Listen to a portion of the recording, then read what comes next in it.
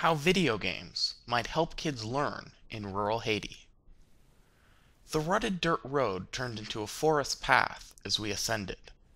I sat in the front of the rusty van as it scribbled its tire treads across the mountain. Here, in the sloping jungle around Jeremy, a town near the west coast of Haiti, we disembarked. What I saw there changed me. Due to a myriad of factors, including problematic governance, unstable rule of law, discrimination, deforestation, and geopolitical considerations, most Haitians live on less than $1 a day. Haiti is, in fact, the poorest country in the Americas, and poverty there is a matter of life and death. We walked towards a partial enclosure made of sticks and plant fronds.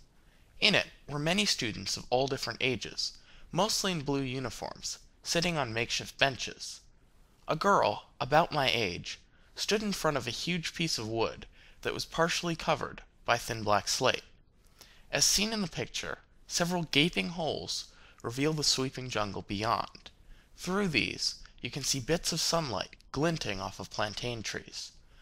This girl's school experience is about writing and learning around the holes.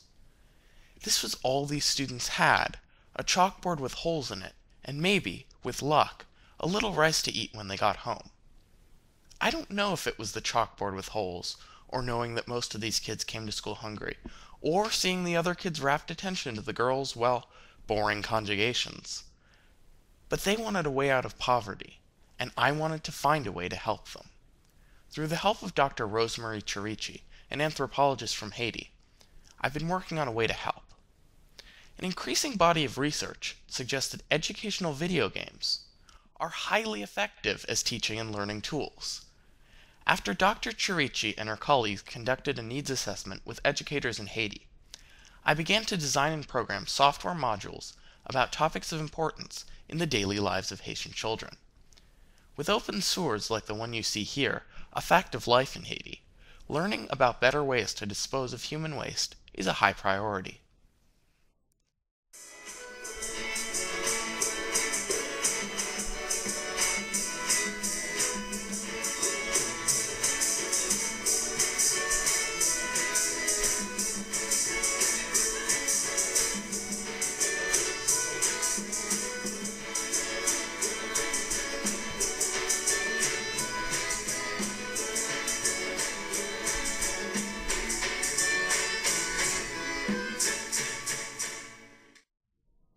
In April of 2011, an educator and priest in Haiti came to my mom's workplace to give a talk.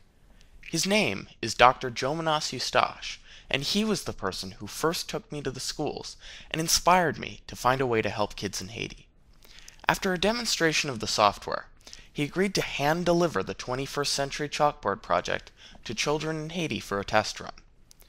Dr. Jomanas hand-carried my educational games through Port-au-Prince to his home on the outskirts of Jeremy in rural Haiti. There, he began with one student, teaching him how to use the games on the netbook computer on which they were installed. Here, you see Dr. Jomanas standing with this student, speaking to the assembled congregation at community mass. He is speaking with the pride of the student's accomplishment as the first student in the village to whom Dr. Jomanas taught the use of the software and computer. And so the circle was closing. What had begun as the visceral response to a chalkboard with holes had now, almost 2 years later, finally reached its first student in Haiti in the same village as the school with the chalkboard with holes. But most students in Haiti take years to learn French. To reach all the students, the software would need to be in Creole, the language the majority of Haitians speak. After Dr. Jomanas had returned to Haiti and begun sharing the French version of the software with the advanced older student whom you saw, I was lucky enough to meet Max Blanchet, who does Creole translation for Amnesty International. Having the modules in Creole would mean that the software could reach all the students, not just those who have spent years learning French in school. Max generously agreed to translate both of the modules. These Creole versions arrived in Haiti on May 15, 2011. In the video, you will see Haitian schoolchildren in blue uniforms learning and playing the educational games I created. You can see the first Haitian student who learned, not only playing the games himself, but starting the process of sharing, of becoming the teacher.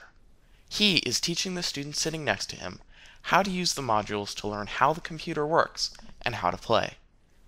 For his companions, this is their first time touching a computer. You can see too the first teacher, Alex Neptune, to whom Dr. Jomanos taught the use of the software.